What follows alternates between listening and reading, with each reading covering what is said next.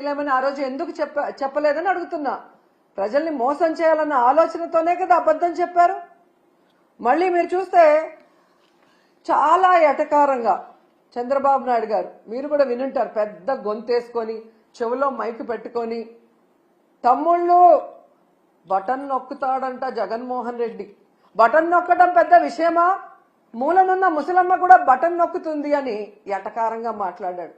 మరి మీకు కూడా 73 ఏళ్లు పూర్తయ్యాయి కదా, మూలనున్న ముసలమ్మ బటన్ నొక్కగా లేంది 73 ఏళ్ల ముసలోడివి మీరెందుకు నొక్కలేకపోతున్నారు ఆ బటన్ అని ముసలోళ్ళందరూ గుసగుసలాడుకుంటున్నారు. మీకు వినిపిస్తుందా?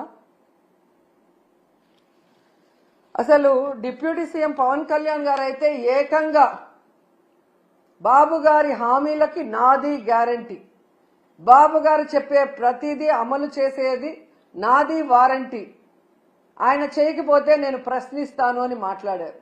మరి ఈరోజు పవన్ కళ్యాణ్ గారు ఈ సంవత్సరం ఇవ్వాల్సిన తల్లికి వందనం, రైతు భరోసా, నిరుద్యోగ భృతి, ఫ్రీ బస్సు, ఆడబిడ్డ నది ఎవరిస్తారు? మీరిస్తారా? చంద్రబాబు నాయుడుతో ఇప్పిస్తారా? మరి ఇంతవరకు ఇవ్వలేదు కదా. మరి ఎందుకు మీరు ఈ కోట్లాది మంది ప్రజల తరఫున నిలబడి చంద్రబాబు నాయుడిని నిలదీయట్లేదు? ఏం అడ్డం వస్తుంది మీకు అని ప్రశ్నిస్తున్నా. ఈరోజు ఎంత దారుణంగా తయారయ్యారంటే,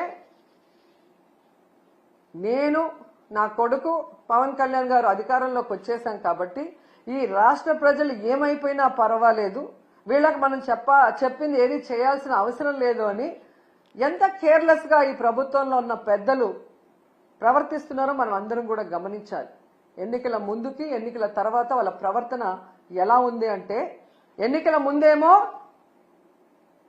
బాబు షూరిటీ భవిష్యత్తుకు గ్యారంటీ, కానీ ఈరోజు బాబు షూరిటీ చీటింగ్ గ్యారంటీ.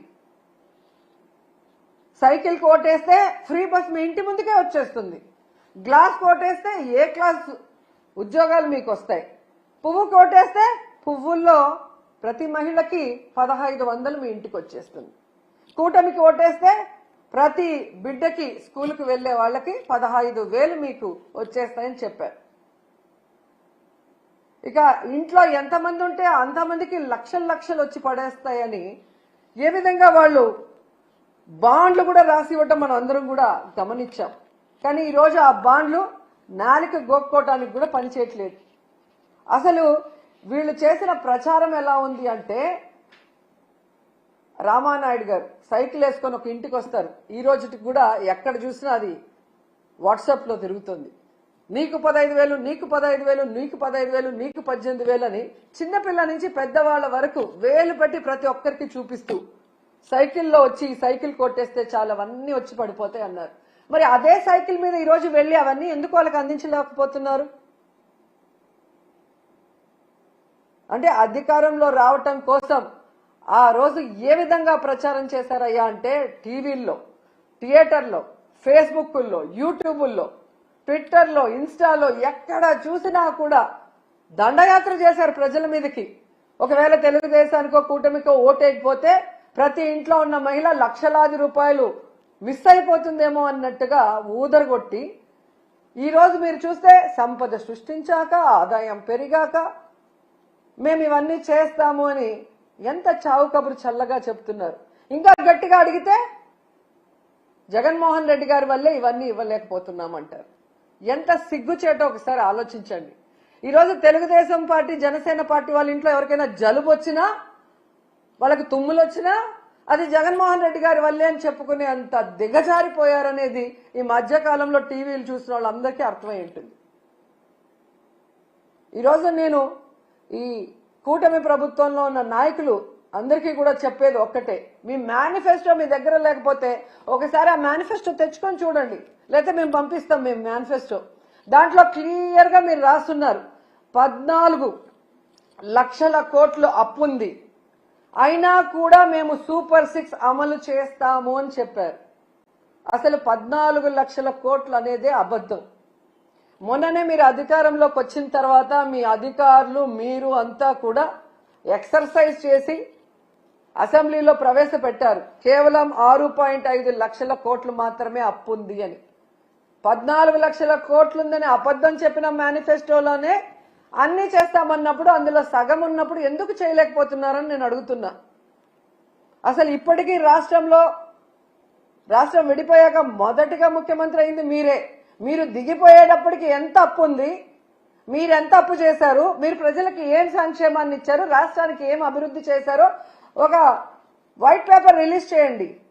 ఆ తర్వాత వచ్చిన జగన్మోహన్ రెడ్డి గారు 5 ఏళ్లలో ఎంత అప్పు చేశారు, కోవిడ్ సంక్షోభంలో కూడా రాష్ట్రానికి ఆదాయం లేకపోతే ఎలా సంక్షేమాన్ని అభివృద్ధిని చేశారు, ఎంత అప్పు చేసి ఆ అప్పు డబ్బులు ఏమైందో కూడా ఒక వైట్ పేపర్ రిలీజ్ చేస్తే మీ అబద్ధాలకి ఫుల్ స్టాప్ పడుతుంది.